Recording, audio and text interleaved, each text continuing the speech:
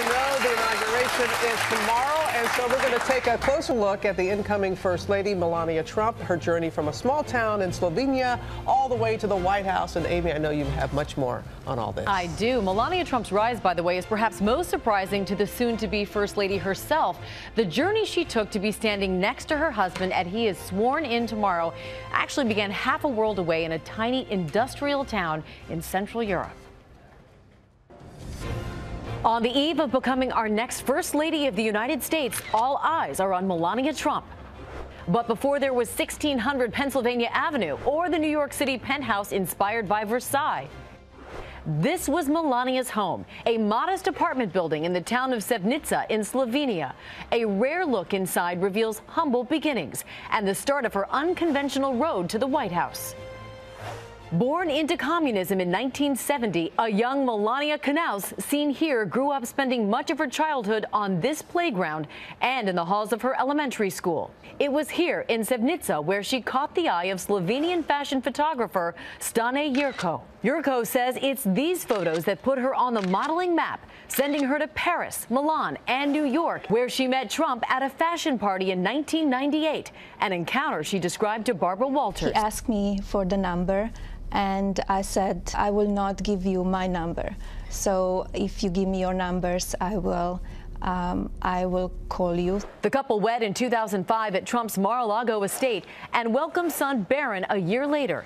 While her husband crisscrossed the country in a bid for the White House, Melania stayed behind to take care of him, a decision she discussed with George last October. I keep him balanced, and I just want to have him out of the spotlight for now. Melania taking center stage at the Republican National Convention, where she was greeted with a standing ovation, but then widely criticized for her speech and its similarities to the one Michelle Obama gave in 2008. The 46-year-old already making history as the first foreign-born First Lady since John Quincy Adams' wife, Louisa. She's only been an American citizen for 10 years. I think that that's a very interesting way of us to look at this job. She'll have different perspectives on it. And in recent decades, the role of the First Lady has changed dramatically, and only time will tell how Melania Trump leaves her own mark on the White House. For now, we know she is going to stay behind here in New York while her son Barron finishes the school year. Robin? Amy, thank you. Cokie Roberts is back with us now, along with author and presidential historian Mark Updegrove. I like that. You didn't get the memo about reading my green suit. Next time, Robin. Oh, at least next the green tie. Yeah. We'll call you. Yeah. Thank you.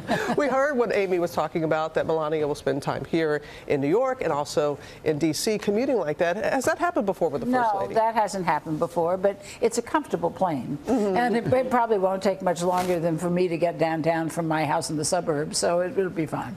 And Mark, how have we seen the role of First Lady change over the years? You know, Eleanor Roosevelt really changed the role of First Lady irrevocably. And since then, Lady Bird Johnson once said that there is no definition of the role of First Lady in the Constitution, but with the role comes a podium if she chooses to use it, and she did, Lady Bird Johnson. And subsequent First Ladies have as well. It's expected. But they all have to some degree. I mean, Eleanor Roosevelt was more public and there was modern communications, but Martha Washington lobbied the Congress for veterans' benefits. They've all been there doing something. Way back then. Yeah. I think it's safe to say that her husband has been a non-traditional candidate. I think that's safe to say. And people want to know, will she be non-traditional or follow along, as we've seen before, make her own rules? She'll make her own rules because there are no rules. It doesn't come with a job description, First Lady, and it also comes with a great deal of suspicion. People worry, you know, she has all that power and she can't be fired,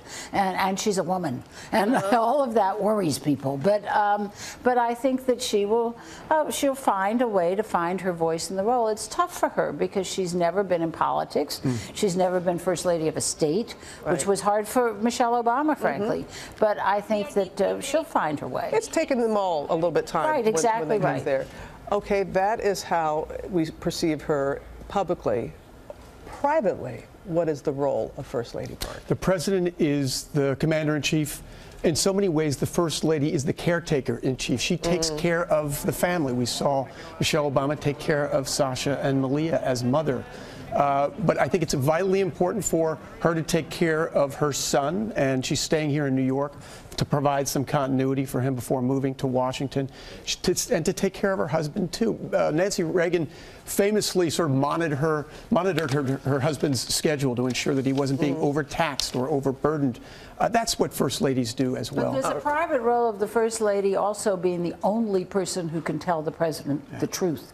And whether that's true in this marriage, who knows? That's a wife's role. It's a wife's role. Wife's role. Pill talk. Okay. Well, Mark Koki, I'll see you there in Washington. Right, we'll be together. Yeah, and tonight you can see inside look at America's new First Family. A special edition of 2020 starts at 10 p.m. Eastern. And tomorrow our nonstop live coverage of the inauguration begins at 7 a.m. Eastern right here on ABC and GMA.